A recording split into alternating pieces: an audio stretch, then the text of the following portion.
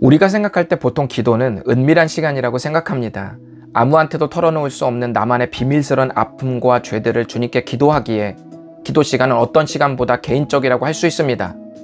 그런데 이번에 묵상할 야고보서 본문은 좀 다른 각도에서 말씀하고 있는데 들어보시죠.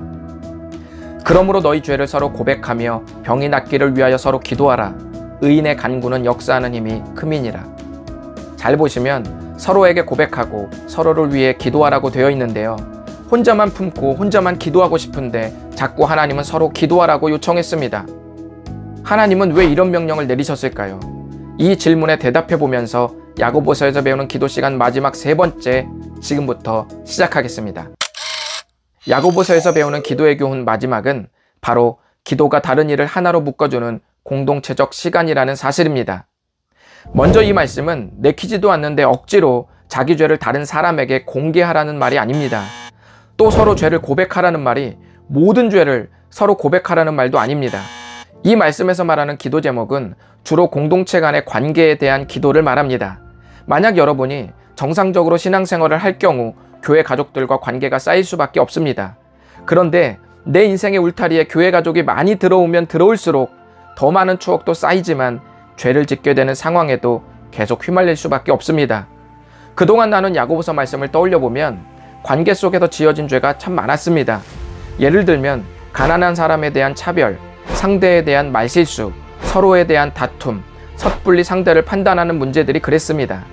사람들은 누군가의 관계에서 문제가 생기면 자기가 상대에게 진심으로 사과하면 될 것이라고 생각합니다. 물론 이런 사과가 받아들여질 수도 있지만 교회 공동체는 개인의 너그러움만으로 하나 될 수 없습니다. 왜냐하면 우리가 그리스도의 몸이기 때문입니다. 하나님의 교회는 하나님의 말씀에서 나오는 은혜로만 하나됨을 유지할 수 있습니다. 저는 관계에 문제가 생겼을 때 진심만으로 해결되지 않는 것을 너무도 많이 봤습니다.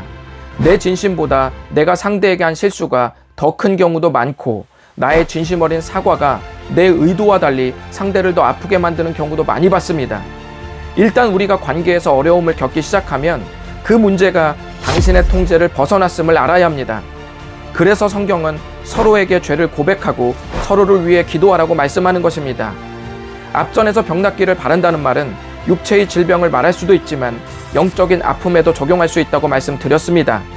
그러므로 서로 죄를 고백하는 것은 상대를 향해 내가 해야 할 표현을 보여주는 것이고 서로 병 낫기를 위해 기도하라는 말은 하나님께 관계 회복의 주도권을 드리는 표현입니다. 이에 대해 유명한 신학자가 이 구절을 풀이하면서 다음과 같은 말을 했습니다. 하나님은 기도를 통해 우리가 그리스도의 몸으로 하나가 되도록 하셨다. 죄의 고백은 우리가 개인적인 기도 시간에 하나님께 이야기하는 그저 정신적인 활동이 아니라 우리가 상처를 주었거나 마음을 상하게 한 사람들을 포함하는 공동체적 활동이다. 그러므로 서로에 대해 얽힌 문제가 있을 경우 이 문제를 해결하기 위한 가장 필요한 공동체적 활동은 바로 기도입니다. 오늘날 신앙생활을 하면서 하나님께 하는 것과 사람에게 하는 것을 별개로 여기는 분들이 많습니다. 아니 머리로는 제대로 알고 있을지 모르겠으나 삶에서 철저하게 물과 기름처럼 분리된 채 사는 분들이 적지 않습니다. 원한을 가진 채 교회가 두 그룹으로 나뉘어 드려지는 예배를 하나님께서 어떻게 생각하실까요? 산상수훈의 가르침에서 예수님은 말씀하십니다. 그러므로 예물을 제단에 드리려다가 거기서 내 형제에게 원망 들을 만한 일이 있는 것이 생각나거든 예물을 제단 앞에 두고 먼저 가서 형제와 화목하고 그 후에 와서 예물을 드리라. 이 말씀은 하나님께 드리는 예배와 사람 간의 화해가 연장선에 놓여 있음을 보여줍니다. 여기서 예물을 두고 먼저 가서 화해하라는 말씀은 계속되는 활동을 뜻하고 있습니다.